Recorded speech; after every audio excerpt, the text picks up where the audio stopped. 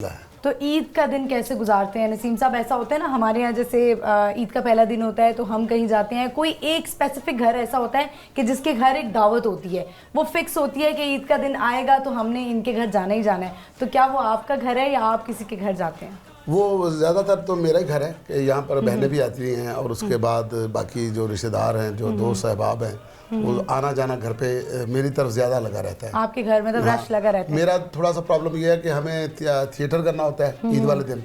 अच्छा, लोगों की छुट्टियाँ शुरू हो जाती हैं। हाँ, लोगों की छुट्टियाँ शुरू हो जाती हैं, हमारे डबल शो शुरू हो जाते हैं। अच्छा, हमें ज़्यादा काम करना पड़ता है। तो फिर फैमिली तो कहते होंगे कि आप जो है वो रुक जाएं, ईद का पहला दिन है, तो किस तरह से फिर आप मैनेज करते हैं? क्योंकि फैमिली को तो निगलेक्ट नहीं किया जा सकता। नहीं, फिर किया जाता है जी, उनको समझाया जाता है कि ये जो आप ईद मना रहे हैं ना, उसी काम की वजह से मना रहे हैं। माशाल्लाह, बहुत खूबसूरत आपने घर बनाया हुआ है। मैंने एक बात सुनी है कि आपकी जो बेगम है वो बड़ा मज़े का खाना बनाती है। हाँ जी। तो क्या बनाया उन्होंने आज? क्या बनाया, क्या बनाती हैं आप? क्या शौक से बनवाते हैं ईद पे कि बेगम ये होना चाहिए? मैं ज़्यादातर जो मेरा ऐसा शौक नहीं है कि मैं कुछ बताऊं कि घर के अंदर जो औरतों के साथ आपकी लड़ाई होती है वो इसी बात पे होती है कि वो पूछती है कि क्या बनाऊं, तो बंदे के पास इस बात का जवाब नहीं होता। ठीक है, अगर जवाब दे भी दे तो औरतों ने कौन सा मानना होता है। लेकिन ये भी होता है ना कि जब आप कह देते हैं कि जो मर्जी बना ले, हाँ। और जब वो बना लेती है तो फिर आप कहते हैं एक ही बनाया है। नहीं, ऐसा नहीं है। ये देखिए, इसमें अगर आप बात करेंगी तो फिर औरतों के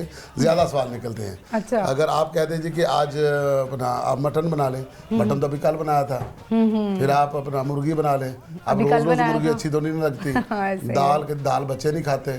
फिर एक काम करें, आप कोई सब्जी बना लें, सब्जी भी बच्चे नहीं खाते। तो फिर आप एक काम करें, हर एक को देखना पड़ता है। आप अपनी मर्जी से बना लें, कुछ अपनी मर्जी से बनाओगे फिर आप खाएंगे नहीं। ऐसे ही है, मतलब सवाल चलते ही रहते हैं। इसका मतलब ये खवातीन का ये बहुत बड़ा मसला है। मुझे कहती है कि क्या बनाऊं, मैं कहता हूँ हांडी बना लो बस। अच्छा, आपने ये ढूंढ लिया है खाना बना। तो स्पेशल आप कुछ नहीं कहते कि आज ईद का दिन है? कभी कभार हो जाता है, दिल में आ जाए तो बंदा कह देता है कि ये चीज़ बना लो। तो आप बेगम को आप ईदी देते हैं? ऑब्वियसली, और किससे लेनी उसने। हाँ, जाहिर है। और आप शौहर ही तो होता है जो ईदी देता है। तो आप मुझे बताएं कि बाकी दिन भी ऐसे ही गुजारते हैं, थिएटर में ही गुजारते हैं? दूसरा दिन, तीसरा दिन भी? दूसरा दिन, तीसरा दिन, चौथा दिन, फिर इससे कंटिन्यू शुरू हो जाता है हमारा पूरा साल काम। फिर हमारे जो मजहबी त्यौहार होते हैं उसके अंदर हमारी छुट्टियाँ आती हैं। रमज़ान हो गया, मुहर्रम हो गया, ठीक है, ईद मिलादुन नबी हो गई, मिराज शरीफ की रात हो गई, शब बरात हो गई। जो इस तरह के हमारे मजहबी त्यौहार इवेंट होते हैं ना, उनके ऊपर फिर हम उनके एहतराम में शोज बंद करते हैं। छुट्टियाँ मिल जाती हैं आपको। तो नसीम साहब, ये बताइए कि बचपन की ईद आपको याद है, जिस तरह वालदा आपके साथ रहती थी या वालिद साहब रहते थे, वो ईद कुछ बताएंगे अपने व्यूअर्स को? देखिए, असल एक्साइटमेंट होती थी ना रात को कि सुबह रात को नींद ही नहीं आती थी कि सुबह ईद है, और वालिद साहब के साथ मस्जिद में जाना। कोई थोड़ा सा आपको याद है जो आप रिकॉल करना चाहें और आपको खुशी महसूस हो? नहीं, थोड़ा सा नहीं, ये तो दुनिया में कोई भी ऐसा शख्स नहीं होता जिस बंदे को अपना बचपन भूल जाए, क्योंकि उसी के सहारे तो बंदा मतलब खुश हो रहा होता है, जी रहा होता है। जब आप तन्हाई के लम्हों में बैठते हैं तो आप कहाँ जाते हैं? आप अपने बचपन में जाते हैं, आप उन यादों में जाते हैं जो आपने अच्छे लम्हात गुजारे होते हैं। तो दुनिया का कोई भी बंदा जब तन्हा होता है वो अपने दुख को तो याद नहीं करता, दुख को तो वो झुठलाता है, खुश होना चाहता है। अच्छा, वो ऐसा भी होता है ना कि अक्सर कहा जाता है कि आप जब रात के वक्त जाएं, तन्हाई में हो, तो आप सेल्फ एनालिसिस करें। हाँ। आप अपनी गलतियों को देखें, आप सारा दिन देखें कि आपने क्या गलत किया है, क्या नहीं गलत किया। तो अक्सर ऐसा होता है, आपने देखा होगा जब हम कॉमेडी करते हैं, आजकल बहुत सारे लोग हैं जो जुगते लगाते हैं। ऐसा नहीं है कि सिर्फ थिएटर में ही या कोई ड्रामा ही कर रहे हैं तो उसमें कॉमेडी हो रही हो। अक्सर ऐसा होता है कि आपके वर्क प्लेस पे भी लोग आपको जुगते लगा रहे होते हैं और उसमें मजाक उड़ाना भी आ जाता है। तो आप क्या समझते हैं कि मजाक उड़ाना और कॉमेडी में क्या फ़र्क है? जो कॉमेडी होती है उसमें होता है कि जब आप कोई एक्ट कर रहे होते हैं, उसका मकसद ये होता है कि लोग हंस रहे हो, किसी की इंसल्ट ना हो रही हो, मज़ाक हो रहा हो, किसी की इंसल्ट ना हो रही हो, किसी बंदे को फोकस ना किया गया हो, किसी बंदे की तज़हीक ना हो रही हो, किसी बंदे को आपने स्पेशली पॉइंट आउट ना किया हो।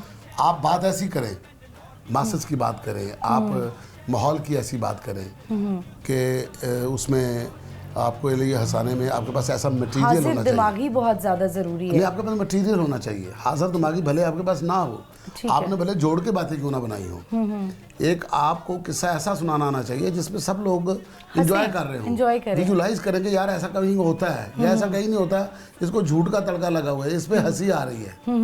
ठीक है ना? अच्छा, बाज लोग होते हैं उनको हंसाना बहुत मुश्किल होता है। आपकी लाइफ में कोई ऐसा शख्स आया कि सबने आपको कहा, वो होता है ना दोस्त आपस में बैठते हैं तो कहते हैं नसीम आज तू एनू हंसा के दिखा, तो कभी ऐसा हुआ है? ये हमारी ज़िंदगी की जो शुरुआत थी, जब हमने अपना थिएटर शुरू किया था तो हम दोस्त बैठा करते थे। जब मैंने थिएटर स्टार्ट किया, मेरा एक दोस्त था अताउर रहमान, जो आजकल यूके में होते हैं। अच्छा। तो माशाल्लाह अब तो उनकी बहुत बड़ी बड़ी दाढ़ी है, तो अच्छा, बहुत ही मतलब रुझान है उनका। तो ब्लैक बेल्ट थे वो जुडो कराटे में, अच्छा। फैसलाबाद से। तो उसको सामने बिठा के जुगते करते थे और वो कहता था मैं हंसूंगा नहीं, और हंसता भी नहीं था वो। अच्छा। हाँ जी। तो फिर ऐसे लोगों को कैसे हंसाया जाए? अब बड़ा मुश्किल होता है। नहीं, होता ये था कि मैं उसके सामने बैठ के उसको जुगते करता था। मिमिक्री भी करते रहे आप? मम्मी के साथ वो नहीं हंस रहा, वो ऐसे मतलब सीरियस बैठा है। एंड पे मैं क्या करता था, मैं उसको थप्पड़ मार के दौड़ जाता। अच्छा, ये भी सही है। दौड़ ये जाना, नहीं हंसी दौड़ना तो- इसलिए कि उसको जो कराटे आते वो ब्लैक बेल्ट है। अच्छा उसकी केक जो पंखे की तरह चलती थी। अच्छा अच्छा। ठीक है। तो क्या वो ऐसी बात उसको कह देनी जिसमें उसको हंसी आ जानी, फिर वो मूड टूट जाना कि जी हंस पड़ा जी अदा। अच्छा ठीक है। तो मुझे ये बताएं कि नसीम साहब, आपको पता है कि बड़े इंस्टीट्यूट यहाँ पर बने हुए हैं ड्रामास के लिए, एक्टिंग के लिए, तो कॉमेडी का ऐसा कोई इंस्टीट्यूट क्यों नहीं है जहाँ पे, जिस तरह नापा है कराची में जहाँ पे एक्टिंग के लिए लोग जाते हैं, लाहौर में ऐसा कोई इनिशिएट क्यों नहीं किया गया कि है ऐसा कुछ? नहीं, ऐसा है कुछ नहीं। सबसे पहली बात तो ये है कि इस काम को अभी तक काम ही नहीं समझा जाता। कॉमेडी को, किसी भी मतलब एक्टिंग को भी कोई काम थोड़ा समझा जाता है। इसको मतलब लोग इसको एज शुगर ही लेते हैं। बड़े अजीब अजीब अल्फाज से तो आप बुलाया बोलेंगे कि जाता है। आप क्या आप अदाकार हैं, तो आप अदाकार हैं, आप इसके अलावा होस्ट क्या हैं, इसके करते हैं? अलावा काम क्या करते हैं? काम क्या करते इसके हैं? अलावा नहीं, काम क्या करते काम हैं? क्या करते हैं? एग्जैक्टली। ये तो अलावा ये है जो आप कर रही हैं। तो आपको लगता है कि ऐसा कुछ होना चाहिए गवर्नमेंट की तरफ से, कोई ऐसा इंस्टीट्यूट होना चाहिए कि बहुत सारे यहाँ पे टैलेंट देखें है, लेकिन उसको आगे नहीं लेके आया जा सकता या उसको समझा नहीं जाता है। जो बहुत सारे नाम बन गए हैं वो भी शायद उनको इस तरह बॉदर नहीं करते, उनको कहते नहीं नहीं अभी तुम बहुत पीछे हो, मोटिवेट नहीं किया जाता। तो क्या किया जाए इस बारे? एक ज़माना था जब तकिए के नीचे एक किताब हुआ करती थी, लोग पढ़ के सोया करते थे, उस वक्त दिमाग रोशन होते थे।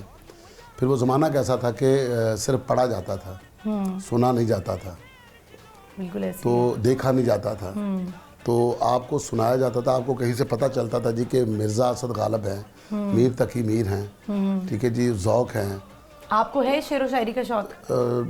थोड़ा बहुत है, लेकिन मैं आपको वैसे एक बात बता रहा हूँ कि जब आप ये देखते हैं, ये अदबी लोग अपने शायरी की वजह से आप लोगों को एजुकेट करते थे।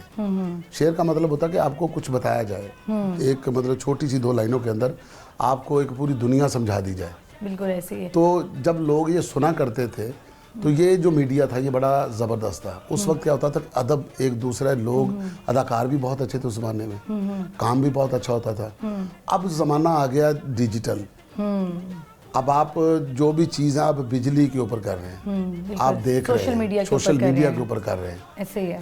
अब जो है वो बोलने का ज़माना आ गया है, पढ़ने का ज़माना है नहीं है।